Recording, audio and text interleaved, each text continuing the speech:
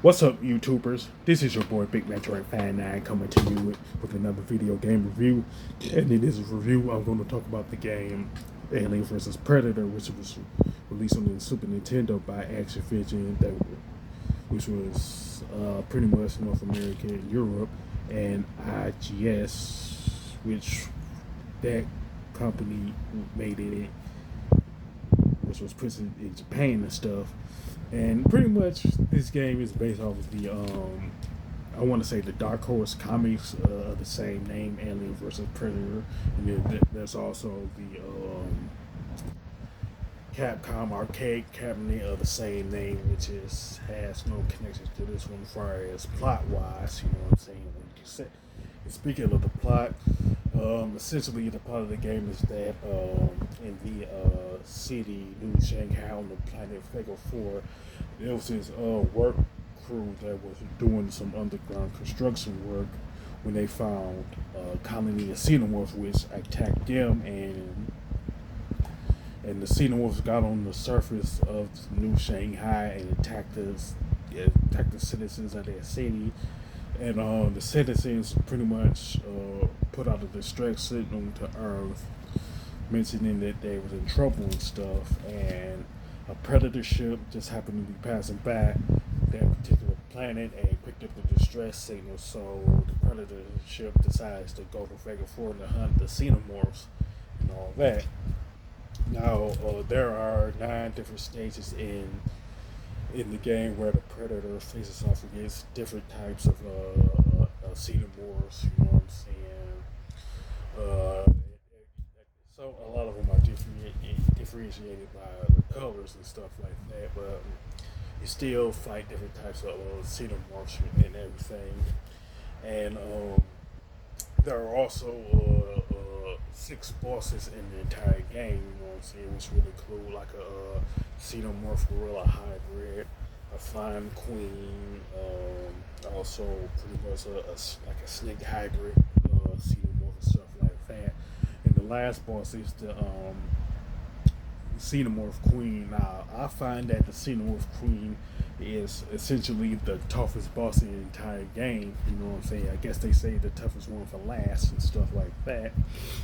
And essentially, when I beat it, you know what I'm saying, I used the shoulder cannon to defeat the queen xenomorph. And speaking of the weapons, the predator, you pretty much use like most of the weapons that were seen in the movies. You know what I'm saying, like the spear, the disc,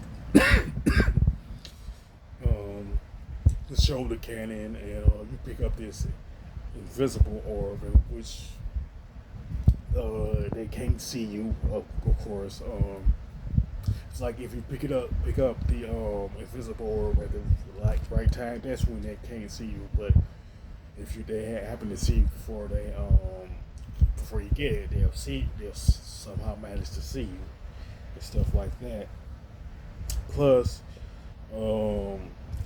the predator is able to use different martial art type moves like punches, jump kicks, spin kicks, and stuff like that. I don't know why they chose to do it that way, but that's how they did it. You know.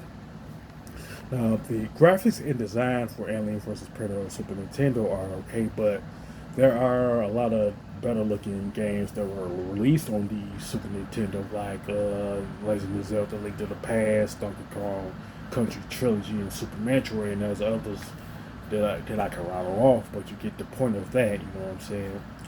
Like the graphics is, I'll say mediocre at best, you know what I'm saying?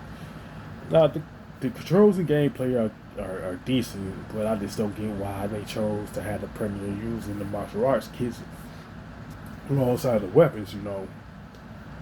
Now, the soundtrack is okay, but much like the graphics, the other games that were released on the Super Nintendo, like Link to the Past, Super Metroid, you could put in a Super Mario World in that, where the soundtrack of those games are better than the soundtrack to this Alien vs. Predator game and stuff. It's like, even though I like the game Alien vs. Predator on the Super Nintendo, it's kind of like it's essentially a run of the mill beat 'em up. You know what I'm saying? And plus, there's a lot of games on the Super Nintendo that are better than this one. You know what I'm saying? From an overall standpoint, especially ones in the beat 'em up genre, like Final Fight, the Final Fight trilogy. I would say, plus Teenage Mutant Ninja Turtles, Four Turtles in Time and stuff. You know. Now, as far as the score, I give it a 6 out of 10. It's pretty decent, but not the best beat 'em up game released on the Super Nintendo. You know what I'm saying? Now, with that being said, you can sound off in the comment section about Alien vs. Predator on the Super Nintendo, what you liked about it, what you didn't like about it. And if you like this video, don't hesitate to click the thumbs up button. Don't forget to subscribe and hit that bell notification button. This is your boy Big Metro Fan 9 signing off.